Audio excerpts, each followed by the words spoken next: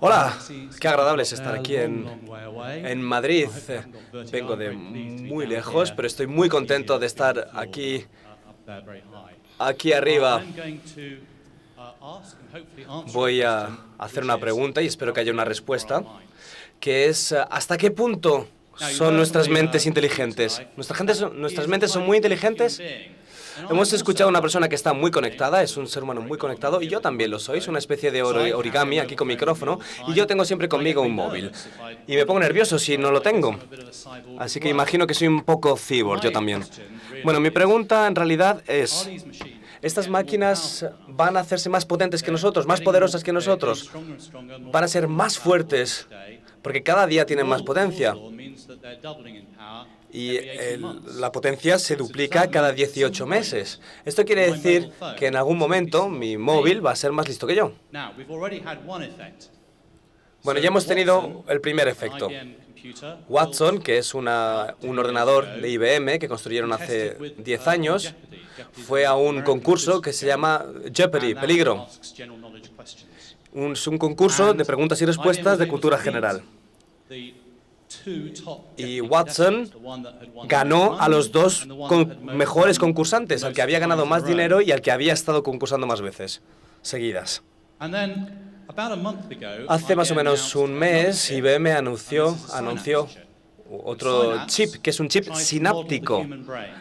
Un chip sináptico que intenta reproducir el cerebro humano, intenta hacer como las neuronas que tenemos y se interconecta en varias dimensiones con una especie de sinapsis.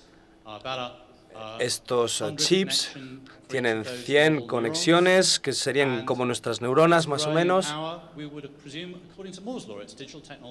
y su potencia, como el resto de la tecnología de este tipo, va a duplicarse cada 18 meses. Entonces, la pregunta es, ¿en qué momento será más inteligente que nosotros?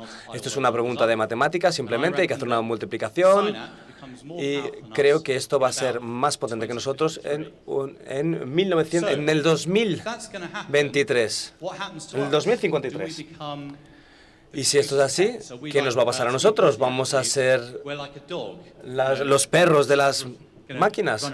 ¿Y vamos a estar correteando por el suelo y las máquinas nos van a acariciar la barriga? Bueno, creo que esto no va a ser así. Creo que estamos haciendo que nosotros podemos hacer algo que los ordenadores no, y es que podemos inventar y crear cosas. Entonces, ¿quién soy yo? Bueno, pues claro, soy James Tuck, ya lo han dicho, pero soy un inventor. Soy un inventor loco e invento todo tipo de cosas bastante excéntricas. Algunas cosas que también son hasta útiles. Cuando era un chavalín me llamaban el loco porque inventaba cosas desde que tenía 8 años. Inventaba cosas para mi madre, inventaba cosas para asustar a los gatos de los rosales y además creaba radios. Construía radios, montaba, y esas radios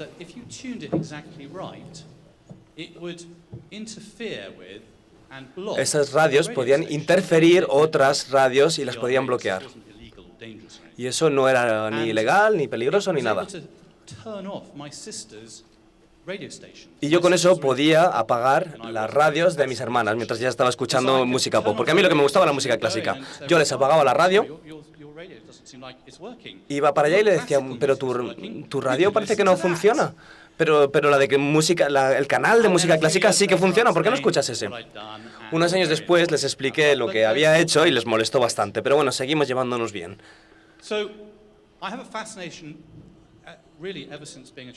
Desde que era pequeñito a mí me apasionaba la invención y la creación. Y esto es un arte que también es fascinante. Si nos retrotraemos a la antigüedad, a la época de la antigua Grecia, pensaban que lo que estaban haciendo era canalizar la información de los dioses. No estaban inventando nada. Si escribías una obra de teatro, simplemente estabas documentando la condición humana. Y si escribías mitología, esa mitología te venía de los dioses. En realidad no estabas creando nada. No estabas creando ninguna máquina, ni literatura, ni nada. Era algo que te venía de arriba. En el Renacimiento todo esto cambió. Leonardo da Vinci, como bien sabemos, empezó a escribir cosas, a hacer dibujos que tenían un aspecto bastante raro, y de repente teníamos un torrente de innovación desde el Renacimiento que nos llega hasta hoy. La imprenta divulgó el conocimiento, el tráfico ferroviario, las cámaras, el ferrocarril desarrolló muchísimo Estados Unidos, después desarrollamos también el correo a grandes distancias, y a principios del siglo XX aceleramos todo este proceso, y se ha debatido mucho sobre si la tecnología se acelera o no, pero en 5 años, a principios del siglo XX, se inventó el avión pilotado, la radio, la mecánica cuántica, la relatividad, y al mismo tiempo los matemáticos empezaron a hacerse preguntas sobre la naturaleza del conocimiento. El conocimiento se podría descubrir de forma matemática, a través de máquinas, con algún mecanismo. Y hacia el final del siglo XX apareció Internet, por supuesto, y tuvimos esta avalancha de información y de conocimiento y todas esas nuevas empresas, como por ejemplo la mía, por supuesto.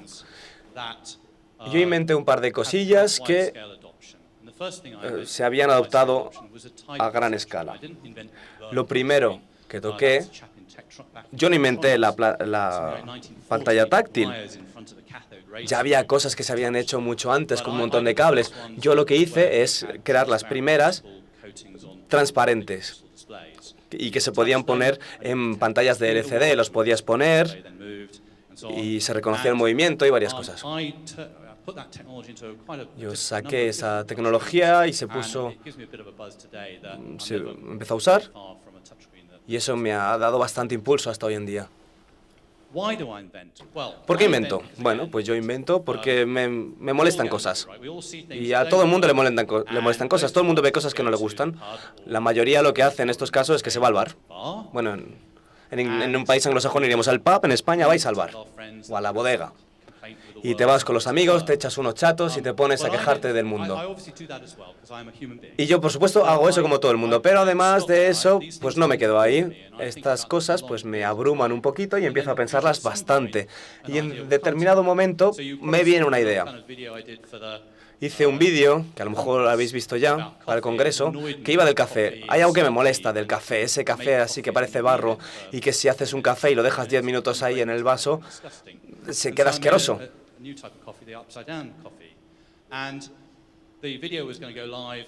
Y el vídeo que hice lo iban a poner aquí, pero dije, es que no puedo tener esta idea y publicarla sin protegerla. Así que me fui a Internet y vi que había una patente, y esta es una patente del café boca abajo. Pero bueno, esta es más o menos mi patente, con una pequeña descripción, que sería una máquina de café boca abajo.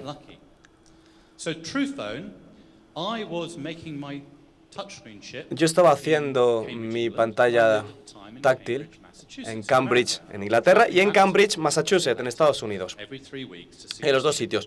Y me iba de un sitio a otro cada 3 semanas para ver cómo avanzaba la cosa. Y tenía un gran problema porque no tenía un móvil americano y me costaba $6 el minuto cada vez que llamaba por teléfono. Y eso, pues bueno, tampoco era mucho problema porque mi teléfono no funciona. No tenía cobertura. No tenía cobertura ni en casa en Inglaterra, ni cuando iba a ver a mis hermanas, ni a ningún lado. Estaba en el laboratorio y ahí ocurrió una serendipia, algo que vino de la nada. Se me apareció la musa. Todos conocemos lo que es el Wi-Fi, y a mí se me ocurrió, bueno, estos chips de Wi-Fi podrían ser pequeñas células de radio, todas ellas conectadas a Internet, y se podría crear una nueva red de móviles. Entonces me volví al pub y me estaba tomándome algo con uno de los chicos del laboratorio, y me dije, podríamos crear una nueva red de celulares, de móviles, que es mi red. Y hace 2 días que ha entrado a los Estados Unidos. Desde que yo llegué a la idea hasta la fecha de hace 2 días, ha pasado muchísimo tiempo. Para que veáis el proceso de inventar lo mucho que requiere. Bueno, esto sería una aplicación de Internet en los móviles. Cuando tuvimos la idea de que podíamos tener células de Wi-Fi,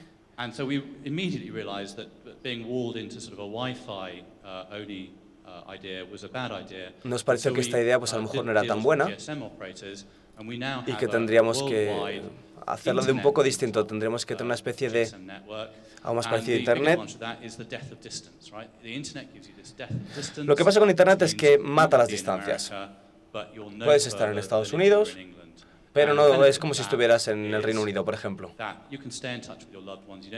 Y puedes estar en contacto con tus seres queridos y no te tienes que preocupar de la distancia. Puedes tener tus datos en la oficina y en casa al mismo tiempo.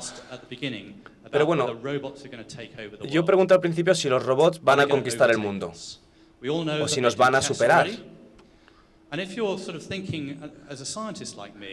Un científico como yo piensa en estas cosas. Y al final, pues lo que haces es que haces un experimento. Y el experimento lo hice conmigo mismo. Yo tengo 48 años e intenté aprender a tocar el piano. Si conocéis lo que es el código del talento, sabéis que hace falta muchísimas horas de aprendizaje para aprender a tocar el piano. Y lo mismo para el golf, para el tenis, para lo que sea. Para el piano, pues hace falta muchas horas.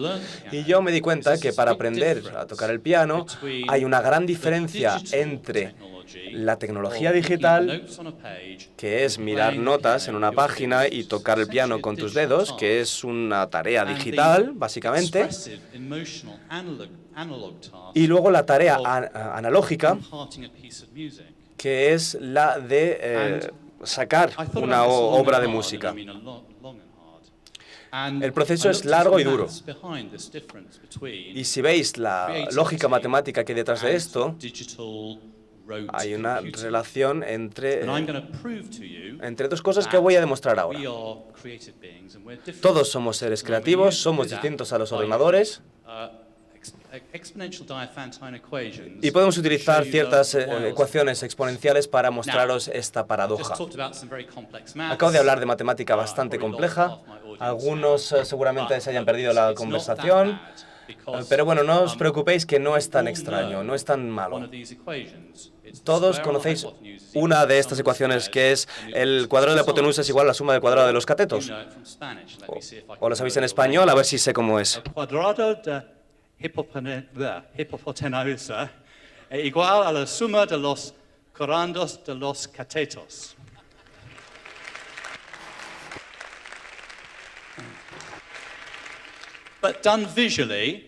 Pero si hacemos esto visualmente, tenemos este triángulo de 3, 4 y 5, y en este triángulo rectángulo vemos que funciona. Hay un matemático de hace 400 años que se llamaba Pierre de Fermat, que era un tío bastante molesto, yo creo. Era abogado y las matemáticas las hacía por hobby. Sacó un libro que se llamaba Aritmética, que es un libro muy viejo, que viene inspirado en los griegos, y sacó todos estos problemas de Euclides, de Pitágoras y de todos los antiguos griegos, y él lo que empezó a pensar es, dijo, este lo he resuelto, lo he resuelto, lo he resuelto, lo he resuelto, pero no dijo cómo. Y se murió, y alguien publicó ciertas cosas. Entonces, los matemáticos tuvieron que averiguar cómo era la resolución de esos problemas. El último problema que quedó sin resolverse fue el teorema de Fermat. Este decía que se puede resolver el problema de Pitágoras con un triángulo rectángulo de 3, 4, 5. Estoy moviendo las manos, pero no puedo mover mucho porque tengo un micrófono. A ver, lo puedes hacer para una cosa sólida o para un cubo. Este señor, Hilbert, a principios del siglo pasado, resolvió esto de una manera un poco informática. Se tardó mucho en dar una respuesta a esta pregunta. En los años 70, en 1970, un matemático demostró que se podía resolver. Se tardaron 60 años para demostrar que no se podría resolver el teorema de Fermat automáticamente. Es decir, no puede resolver los problemas matemáticamente ni con un ordenador. En 1995, Andrew Wiles encontró la prueba. Tenemos una paradoja. El ordenador no puede encontrar una solución al teorema de Fermat, y cuando digo solución me refiero a una teoría que lo demuestre. Un ordenador no lo puede hacer, está demostrado, pero Andrew Wiles sí que ha podido. Entonces, él no puede ser un ordenador. Si fuera un ordenador, no habría podido. Hay una objeción a todo esto, a mi teoría.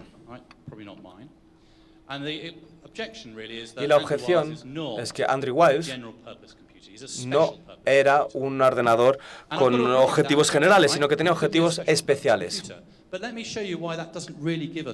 Y os voy a demostrar por qué esto no hace de alguien un inventor. Podéis iros a Google y podéis meter ahí el último teorema de Fermat. Y podéis poner cuál es la respuesta al teorema. Y ahí vais a tener la prueba. Hay un ordenador con objetivos especiales que pueden resolver este teorema final de Fermat. Pero eso no es lo que queríamos hacer. Lo que queríamos hacer era tener un proceso inventivo, creativo, que pudiera resolverlo. No queríamos una operación matemática, un índice matemático. Para adentrarnos en el problema, si lo hacemos de forma matemática sería muy difícil, pero a principios de este siglo, Gödel nos ayuda a entenderlo. Su explicación era sobre la diferencia entre la verdad y la prueba, o las reglas, entre las reglas y el sentido común. Os voy a dar un ejemplo con la Maratón de Londres. En la Maratón de Londres, que se celebró por primera vez en 1970, y al final de la carrera había dos corredores que habían estado corriendo juntos todo el rato, y al final se miraron uno al otro y se dieron la mano al cruzar la línea de meta. ¿Cuál fue el resultado de la carrera? Aquí tiene que participar el público. ¿Cuál fue el resultado de la carrera? Un empate. Gracias. Pero las reglas de la Asociación de Atletismo Británica dicen que hay una línea en el suelo y hay un plano imaginario vertical, y la primera parte del primer atleta que pase por ese plano es el ganador. Entonces ellos dijeron, creo que tenemos que ampliar las normas, tenemos que incluir cuando se están dando las manos. Entonces la respuesta a mi pregunta sí que está en las reglas. Pero si fuese un atleta muy malo y tuviese otro tío que está a mi lado, yo lo que haría sería que me va ganando, yo lo que haría sería sacaría mi mano y lo agarraría y no me quedaría segundo. Entonces aquí tenemos lo que es el concepto o la noción de consentimiento. Tiene que haber se tienen que dar la mano de forma consentida. ¿Qué pasa si paso la meta y yo había consentido dar la mano a esta persona, pero no me había dado cuenta de que tenía que repartirme el premio con la otra persona? Entonces luego dirán, no, que yo no iba en serio, que yo no quería hacer eso, me había equivocado. Aquí entramos dentro de la noción de mentira y de sistema legal y de mentira intencionada. Un ejemplo más. Digamos que yo estiro el brazo, agarro al primer atleta y al final causa un accidente y los dos nos tropezamos y nos caemos. ¿Qué pasa ahí? Es imposible añadir reglas y más reglas para explicar los resultados. No podemos poner siempre más reglas. ¿Qué es lo que deberíamos hacer con estos cerebros tan maravillosos que tenemos y que pueden hacer cosas que los ordenadores no pueden? Bueno, pues yo creo que lo que tenemos que hacer es resolver problemas. Y yo creo que no deberíamos pasar por todos estos problemas que hay aquí, porque podríamos dar una conferencia con cada uno de ellos. Pero si veis el tema de cada uno de los problemas que quiero resolver, veréis que hay preguntas sobre física, sobre ¿por qué no me puedo acordar? ¿Por qué me puedo acordar de ayer pero no me puedo acordar del mañana? No son solamente problemas matemáticos. Todos los problemas que tenemos que resolver, por ejemplo, si queremos enviar un montón de camiones por todos los Estados Unidos a repartir mercancías, ¿hay formas más rápidas? Podemos considerar que, por ejemplo, en España hay mucha energía, hay mucho sol, entonces se podría utilizar energía solar para sustituir los combustibles fósiles, por ejemplo. ¿O cómo pensamos? Esa sería otra pregunta. ¿Pensamos de forma consciente? Por ejemplo, ya ahora estoy diciendo, madre mía, que estoy aquí dando una conferencia, hablando a un público. ¿Esto es consciente? Este sentimiento es especial de las personas. Creo que deberíamos dedicar nuestros esfuerzos creativos en esta dirección, porque eso es algo que las máquinas no pueden hacer. Escribí un libro, me da un poquito de vergüenza decirlo, pero escribí un libro, y gracias a la tecnología moderna pude publicarlo en Amazon. Y hablo español, ya me habéis oído decir el teorema de Pitágoras antes en vuestro idioma, pero la traducción es buena. Yo creo que una máquina, sin embargo, no podría escribir un libro, y ahora mismo las máquinas todavía no pueden traducir mis ideas en un español coherente, para que lo entendáis todos. Así que muchas gracias por escuchar mi charla.